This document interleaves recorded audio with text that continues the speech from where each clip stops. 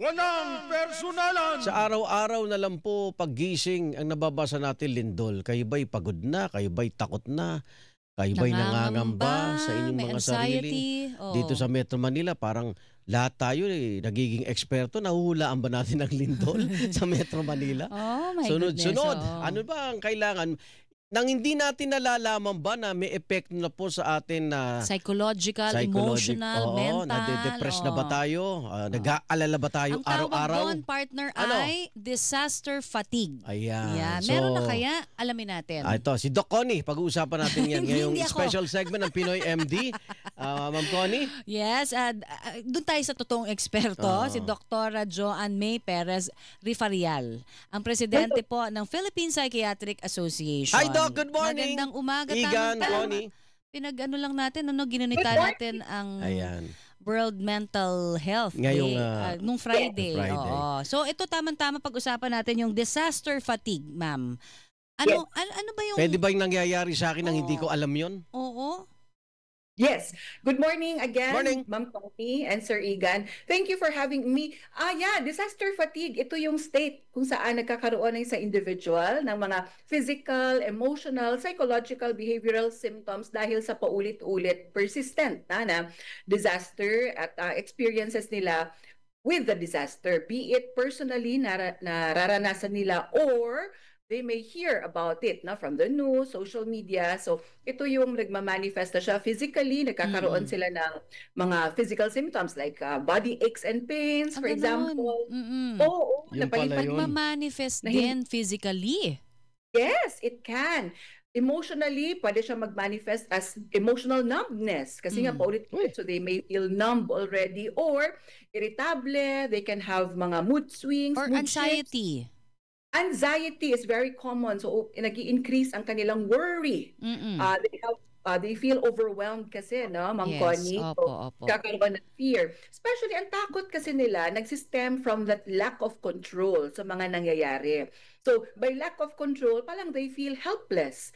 They feel sometimes hopeless kasi hindi natin alam kung kailan ulit mangyayari yung mga aftershocks, for example. So, tumataas na ang kanilang fear, anxiety, worry, and behaviorally, it can manifest also with halimbawa changes sa sleeping pattern. Gising-gising. So dapat pala, Oo. Doc Rifarial, dapat pala bukod sa mga pagkain, tubig na kailangan sa mga evacuation center, may nakatutok din ng mga psychiatrists or psychologists na Mag-a-assist kasi nag-aalala sila, ilang araw sila dito, nasira yung araw-araw nilang pamumuhay. Hindi ba, no? Yes. Dapat paghandaan din yung kaisipan nila sa ganon.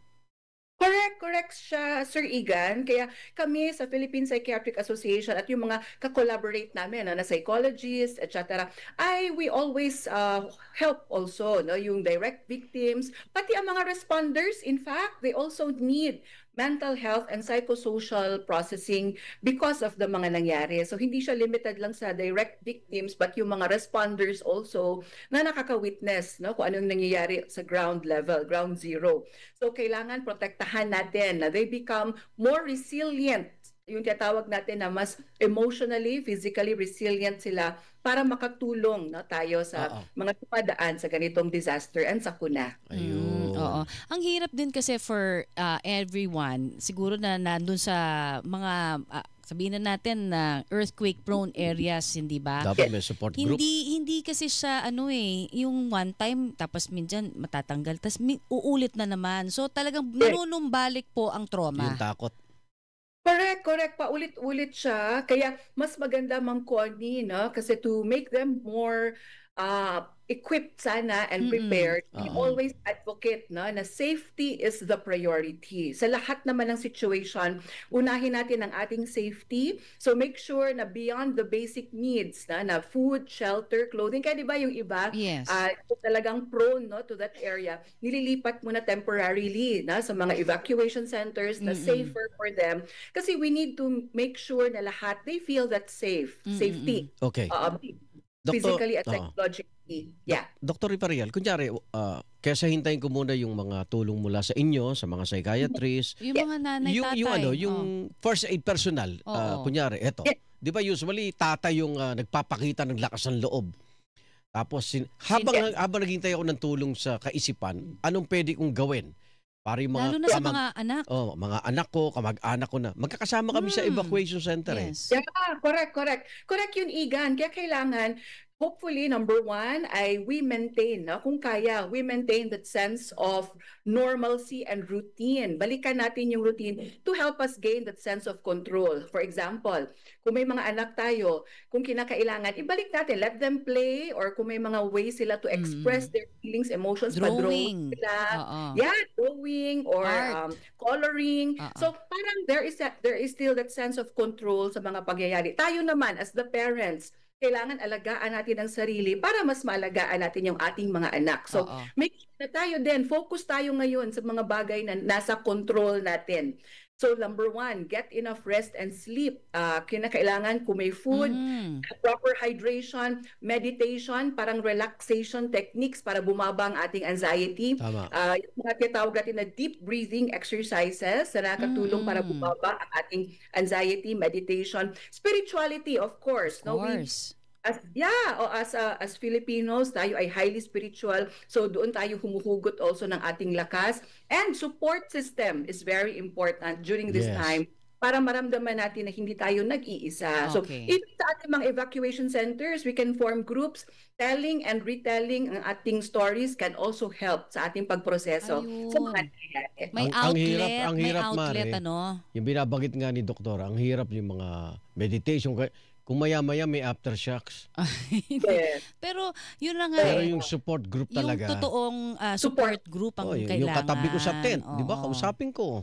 Alam mo, Yes. napakaganda. At least may mga nagagawa ring maganda yung pagkuha sa social media recently. Oo. Nakikita natin yung mga bata nangunguna sa pagdarasal. Oo. Hindi ba? Kasi pag takot, doon humuhugot nga ng lakas, sabi nyo nga. So merong ding biyaya talaga doon. Ano? Meron bang gamot yung disaster fatigue? May gamot?